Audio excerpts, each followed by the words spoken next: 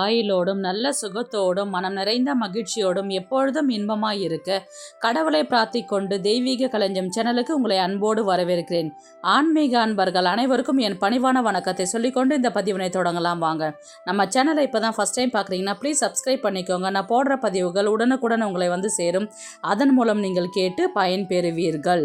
இன்னைக்கு நம்ம எதை பற்றி தெரிஞ்சுக்க போகிறோன்றது பார்த்தீங்கன்னா, தீபாவளி என்னைக்கு வருது, நாள், நேரம், கங்கா ஸ்நானம் செய்யும் முறை, எண்ணெய் தேய்த்து குளிக்கும் முறை, லக்ஷ்மி குபேர பூஜை மற்றும் பலன்களை பற்றி தெரிஞ்சுக்கலாம். வாங்க வீடியோக்குள்ளே போகலாம்.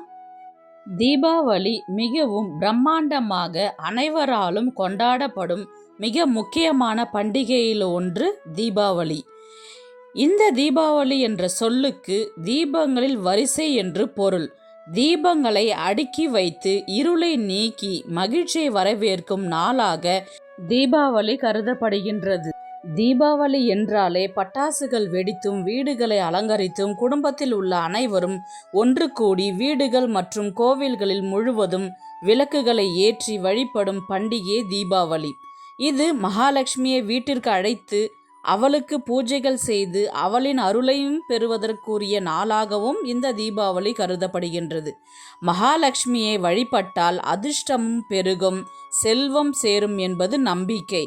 தீபாவளி சிவபெருமானுக்குரிய வழிபாடு நம்முடைய கந்த புராணத்தில் சொல்லப்பட்டுள்ளது. சிவபெருமானுக்குரிய முக்கியமான 8 விரதங்களில் இந்த தீபாவளி கேதார கௌரி நோன்பும் அடங்கும். கேதார கௌரி நோன்போடு சம்பந்தப்பட்ட நாள் தான் இந்த தீபாவளி. கேதார கௌரி விரதத்தை பற்றி பதிவை நாம் ஏற்கனவே கொடுத்துள்ளோம். உங்களுக்கு அந்த வீடியோ செக் பண்ணணும்னா நான் லிங்க் வந்து டிஸ்கிரிப்ஷனில் கொடுத்து விட்றேன். அதை ஒன்ஸ் செக் பண்ணி பார்த்துக்கோங்க ஃப்ரெண்ட்ஸ். இந்த நாளில் தான் நரகாசுரன் கொல்லப்பட்டார் என்பது குறிப்பிடத்தக்க ஒரு விஷயம். ஆகவே கிருஷ்ண பரமாத்மாவிற்கு நன்றி தெரிவிக்கும் வகையிலும் இந்த தீபாவளியை நாம் கொண்டாடி வருகின்றோம். கிருஷ்ண பரமாத்மா நரகாசுரனை வதம் செய்ததை கொண்டாடும் விதமாகத்தான் தீபாவளி பண்டிகை கொண்டாடப்படுகின்றது. நரகாசுரனை சதுர்தசி என்பார்கள். அதாவது அமாவாசை தினத்திற்கு முன்பு வரக்கூடிய திதி சதுர்தசி. இதன் காரணமாக வட மாநிலங்களில் சதுர்தசி திதியை வரக்கூடிய நாளில் தீபாவளியை கடைபிடிக்கப்படுகின்றது.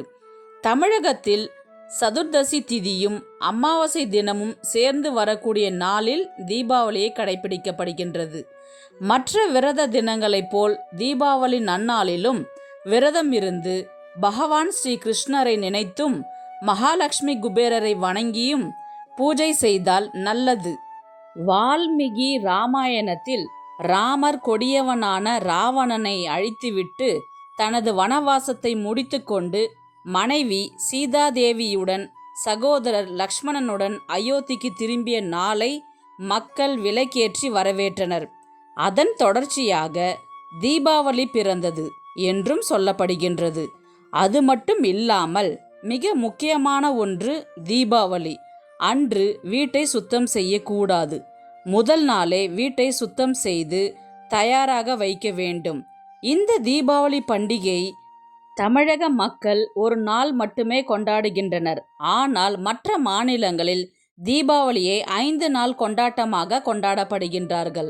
தீபாவளி என்னைக்கு வருதுன்றது பார்த்தீங்கன்னா, அக்டோபர் 20ஆம் தேதி திங்கட்கிழமை அன்று வருகின்றது. அமாவாசை திதி ஆரம்பிக்கும் நாள் அக்டோபர் 20ஆம் தேதி திங்கட்கிழமை மாலை 4:15 மணிக்கு தொடங்கி அக்டோபர் 21ஆம் தேதி செவ்வாய்க்கிழமை மாலை 5:48 வரை உள்ளது. அமாவாசை படையல் போட வேண்டிய நாள் நேரம் பார்த்தீங்கன்னா 21ஆம் தேதி அக்டோபர் செவ்வாய்க்கிழமை காலை 6 மணி முதல் 9 மணிக்கு உள்ளார வந்து நம்ம தர்ப்பணம்ன்றது கொடுத்து விட வேண்டும்.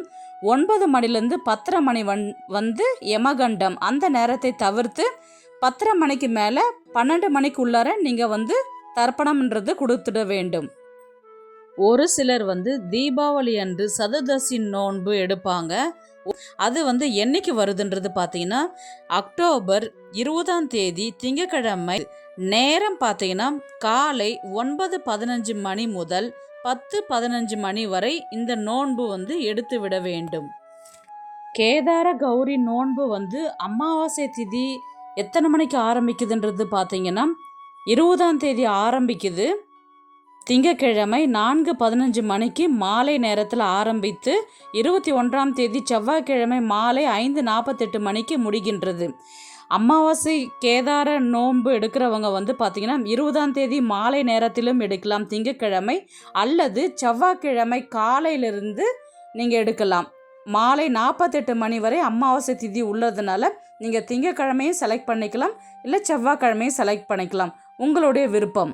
கங்கா ஸ்நானம் செய்யும் முறை மற்றும் நேரம். தீபாவளி அன்று காலை 3 மணி முதல் 4:30 மணிக்குள் தலையில் எண்ணெய் தேய்த்து சிகைக்காய் கொண்டு வெந்நீரில் குளிக்க வேண்டும். கங்கையில் சென்று குளிக்க முடியாதவர்கள் கூட செய்த பாவங்களை கழிக்க தீபாவளி அன்று காலை இந்த கங்கா ஸ்நானத்தை மேற்கொண்டால் கங்கையில் போய் குளித்த பலனை பெறலாம் என்பது ஐதீகம். பொதுவாக வெதுவெதுப்பாக இருக்கக்கூடிய சுடு தண்ணீரில் குளிக்க வேண்டும் என்பது குறிப்பிடத்தக்கது. தீபாவளி அன்று எண்ணெயில் லக்ஷ்மி தேவியும், பிரம்ம முகூர்த்த நேரத்தில் நம் வீட்டில் இருக்கும் சுடு தண்ணீரில் அந்த கங்கா தேவியும் வாசம் செய்வார்கள். சிகைக்காய் தூளில் வாயு பகவானும் வாசம் செய்வதாக சாஸ்திரங்கள் கூறுகின்றது. 4:30 மணிக்குள் குளித்துவிட்டு வீட்டில் இருப்பவர்கள் அனைவரும் புத்தாடை அணிந்து கொண்டு வீட்டையும் பூஜை அறையையும் அலங்காரம் செய்து, நீங்கள் வீட்டில் சிவலிங்கம் வைத்து பூஜை செய்பவர்கள் என்றால் சிவலிங்கத்திற்கு அபிஷேகம் செய்யலாம். அப்படி இல்லை, படம் வைத்து பூஜை செய்பவர்கள் என்றால் சிவபெருமான் மற்றும் பார்வதி தேவி சேர்ந்த திருவுருவப்படத்தை துடைத்து மஞ்சள் குங்குமம் வைத்து அலங்காரம் செய்து பூஜைக்கு தயார் செய்து கொள்ளுங்கள். அப்படி திருவுருவ படமும் இல்லை என்றாலும் பரவாயில்லை. தீப ஒளியில் ஓம் நமசிவாய என்ற மந்திரத்தை உச்சரித்து பூஜை அறையில் நமஸ்காரம் செய்து குடும்பத்தோடு இந்த வழிபாட்டை செய்யலாம். உங்களால் முடிந்த அளவிற்கு மண் விளக்குகளை ஏற்றி வைக்க வேண்டும். எத்தனை விளக்குகள் வேண்டும் என்றாலும் வைக்கலாம். இதில் எந்த ஒரு குறிப்பிட்ட கணக்கும் கிடையாது. அதில் ஒரே ஒரு தீபம் நெய் தீபமாக இருக்கும்படி பார்த்து கொள்ள வேண்டும். அந்த தீப ஒளியில் சிவபெருமானை தரிசனம் செய்யுங்கள். அதாவது வீட்டில் உள்ள மின் விளக்குகளை எல்லாம் அணைத்துவிட்டு தீபாவளி திருநாளான அன்றைய தினம் தீப ஒளியில் சிவபெருமானை தரிசனம் செய்து குடும்பத்தோடு வழிபாடு செய்வது மிக மிக சிறப்பு. துணிகளை படைத்து வழிபடும் வழக்கம் உள்ளவர்கள் துணி படைக்கலாம். நெய்வேத்தியமாக நீங்கள் வீட்டில் செய்த பலகாரங்கள், முறுக்கு, அதிரசம், சுய்யம் மற்றும் இனிப்பு வகைகளை இட்லி, தோசை என்று எல்லாவற்றையும் 3 இலைகள் போட்டு வைத்து சிறிதளவு பட்டாசும் வைத்து தேங்காய், பழம், வெற்றிலை பாக்கு சமர்ப்பித்து தீபதூப ஆராதனைகள் செய்து பூஜையை நிறைவு செய்யலாம்.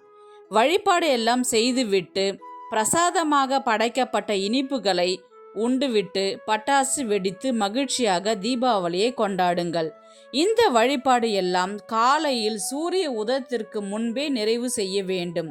அதாவது காலை 6 மணிக்கு முன்பு இந்த வழிபாடு எல்லாம் முடித்திருக்க வேண்டும். பிறகு வீட்டிற்கு அருகே உள்ள கோவிலுக்கு சென்று நெய் தீபம் ஏற்றி வழிபாடு செய்துவிட்டு வாருங்கள். தீபாவளி வழிபாட்டை எல்லாம் நிறைவு செய்துவிட்டு அமாவாசை திதி மாலை துவங்குவதால் அன்றைய தினம் நோன்பு எடுக்கும் வழக்கம் உள்ளவர்கள் மாலை நோன்பு எடுக்கலாம். அதே போல கேதார கௌரி விரதமும் 21வது நாள் கணக்கின்படி அக்டோபர் 21ஆம் தேதி முடிவடைகின்றது. அமாவாசை திதி மாலை துவங்குவதால் லக்ஷ்மி குபேர பூஜையும் அன்றைய தினமே செய்ய வேண்டும். தீபாவளி அன்று மகாலட்சுமிக்கு உரிய நாளாக கொண்டாடப்படுவதால் அன்றைய தினம் லக்ஷ்மி பூஜை செய்வது விசேஷமானதாகும். லக்ஷ்மி குபேர பூஜை செய்யும் முறை. முதலில் பூஜை செய்யும் நேரத்தை பார்த்துவிடலாம். அக்டோபர் 20ஆம் தேதி மாலை 6 மணி முதல் 8 மணிக்குள் பூஜையை செய்துவிட வேண்டும். லக்ஷ்மி குபேர பூஜை. லக்ஷ்மி குபேரர் பூஜை என்பது செல்வத்திற்கு அதிபதியான குபேரரையும் அவருக்கு அருளிய லக்ஷ்மி தேவியும் வழிபடுவதாகும். ஆரம்பத்திலே குபேரர் செல்வ வளத்தை பெறவில்லை. தான் பெரும் செல்வ வளத்தை பெற என்ன செய்ய வேண்டும் என்று குபேரர் தனது நண்பனான சிவபெருமானிடம் சென்று ஆலோசனை கேட்டார். அதற்கு சிவபெருமான், செல்வத்திற்கு உரியவர் மகாலட்சுமி, அவருடைய அனுகிரகம் இருந்தால் மட்டுமே உங்களால் செல்வத்திற்கு அதிபதியாக முடியும். ஐப்பசி மாதம் அமாவாசை திதியில் மாலை நேரத்தில் மகாலட்சுமியை பூஜை செய்தால் நீங்கள் மகாலட்சுமியின் அருளை பரிபூர்ணமாக பெற முடியும் என கூறினார். சிவபெருமானின் யோசனையை ஏற்ற குபேரரும் மகாலட்சுமியை பூஜை செய்து செல்வ வளங்களுக்கு அதிபதியாக இருக்கும் வரத்தை பெற்ற நாள்தான் இந்த தீபாவளி. தீபாவளி நாளில்தான் மகாலட்சுமியை வணங்கி சகல செல்வ சம்பத்துகளையும் குபேரர் பெற்றதாக ஐதீகம். இதனால் அன்றைய தினம் லக்ஷ்மி தேவியை வணங்குவதால் அவரின் பரிபூர்ண அருளை பெற முடியும். சிவபெருமானே திருவாய் மலர்ந்து அருளியதால் நாமும் செல்வத்திற்கு அதிபதியான குபேரரையும் அதை அவருக்கு அருளிய மகாலட்சுமியையும் பூஜை செய்தால் நம்முடைய இல்லத்திலும் செல்வ வளம் பெருகும் என்பது ஐதீகம். 20ஆம் தேதி மாலை 6 மணி முதல் 8 மணிக்குள் இந்த சமயத்தில் லக்ஷ்மி குபேரர் பூஜை செய்தால் மகாலட்சுமியின் அருள் பரிபூர்ணமாக கிடைக்கும். பூஜை செய்யும் முறை: லக்ஷ்மி குபேரர் பூஜை செய்பவர்கள் பூஜை அறையை அலங்கரிக்க வேண்டும். மகாலட்சுமி அல்லது குபேரர் அல்லது லக்ஷ்மி குபேரரின் படத்தை துடைத்து சுத்தம் செய்து எடுத்துக்கொள்ள வேண்டும். கலசம் வைத்து வழிபடுபவர்கள் வெள்ளி, பித்தளை அல்லது செம்பு உலோகங்களால் செய்யப்பட்ட கலசத்தில் தண்ணீர் ஊற்றி அதோடு பன்னீர், வாசனை பொருட்கள், மஞ்சள், எலுமிச்சை, அதன் மீது மட்டை தேங்காய், மாவிலை வைக்க வேண்டும். தேங்காய் மீது மஞ்சள், குங்குமம் ஆகியவற்றை வைக்க வேண்டும். இந்த கலசத்தை வாழை இலை அல்லது தாம்பலத்தில் பச்சரிசி பரப்பி அதன் மீது வைக்க வேண்டும். கலசம் வைக்காதவர்கள் படத்தை வைத்து வாசனை மலர்களால் அலங்கரிக்க வேண்டும். படத்திற்கு முன்பு குபேரர் எந்திரம் இருந்தால் வைத்து கொள்ளலாம். மகாலட்சுமிக்கு உரிய தாமரை, துளசி ஆகிய பூக்களை கொண்டு அலங்காரம் செய்ய வேண்டும். அதோடு வெற்றிலைப்பாக்கு, பழங்கள் ஆகியவற்றை வைத்து பூஜை செய்ய வேண்டும். 2 குத்து விளக்குகள் எடுத்து கொள்ள வேண்டும். அதில் நெய் தீபம் ஏற்றி முதலில் விநாயகரை பிடித்து வைத்து உங்களுக்கு தெரிந்த விநாயகர் மந்திரத்தை சொல்ல வேண்டும். பிறகு குலதெய்வத்தை மனதார வழிபாடு செய்து நெய்வேத்தியமாக பால் பாயாசம், கற்கண்டு சாதம் செய்து படைக்கலாம். முடியாதவர்கள் எளிமையாக அவலில் சர்க்கரை, தேங்காய் துருவல் கலந்து படைக்கலாம். மகாலட்சுமிக்கு குங்குமத்தாலும் குபேரருக்கு நாணயத்தாலும் அர்ச்சனை செய்ய வேண்டும். நாணயங்கள் வைக்கும் பொழுது ஒரே மாதிரியான நாணயங்களை வைத்து அர்ச்சிக்க வேண்டும். அதன் பிறகு மகாலட்சுமிக்கு குங்குமத்தால் அர்ச்சனை செய்யுங்கள். மகாலட்சுமியின் 108 போற்றிகள் சொல்ல வேண்டும். பிறகு குபேரருக்கு அவருக்கான 108 மந்திரங்களும் சொல்லி அர்ச்சனை செய்யலாம். ஒரு தாமரை இதழ் எடுத்து அதன் மீது ஒரே நாணயத்தை வைத்து குங்குமம் வைத்து ஓம் குபேராய நம, ஓம் தனபதியே நம என்ற மந்திரத்தை சொல்லி மகாலட்சுமியின் பாதத்தில் வைக்க வேண்டும். பிறகு மகாலட்சுமி, குபேரர் எந்திரம் ஆகியவற்றுக்கு தீபதூபம் காட்டி வழிபட வேண்டும். நெய்வேத்தியமாக படைத்ததை பிரசாதமாக எல்லோருக்கும் கொடுத்து பூஜையை நிறைவு செய்ய வேண்டும்.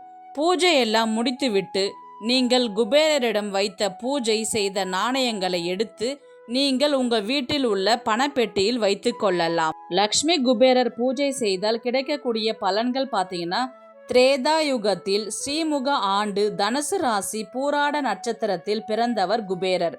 தந்தையார் விஸ்வரஸ், தாயார் ஸ்வேதா தேவி. சிறந்த சிவ பக்தராக குபேரன் இந்திரனுக்கு இணையாக புஷ்பக விமானத்தில் பயணித்த பெருமை பெற்றவர். சிவபெருமானின் அருள் பெற்று அழகாபுரிக்கு அரசனாக விளங்கிய குபேரர் வடதிசைக்கு அதிபதியாகவும் திகழ்கின்றார். குபேரர் திருமுத்துக்குடையான் கீழ்த்தாமரை மலர் மீதுள்ள ஆசனத்தில் அபயம் முத்திரையுடன் அமர்ந்திருக்கிறார். அவரது இருபுறமும் சங்கநிதி, பதுமநிதி என்ற தன தேவதை வீற்றிருப்பார். அவர் அருகே இரத்தினங்களை உதிரும் கீரிப்பிள்ளையை வைத்து இருப்பார். இத்தகைய சிறப்புமிக்க குபேரரை மகாலட்சுமியுடன் இணைந்து பூஜை செய்வதன் மூலம் குறைவற்ற செல்வம் நிதியை வாரி வழங்குவார். மேலும் இந்த பூஜையை செய்வதால் வீட்டில் நிச்சயம் பணத்தட்டுப்பாடு நீங்கி செல்வம் பெருகும். அதோடு வீட்டில் நிம்மதியும் சந்தோஷமும் நிலைத்திருக்கும்.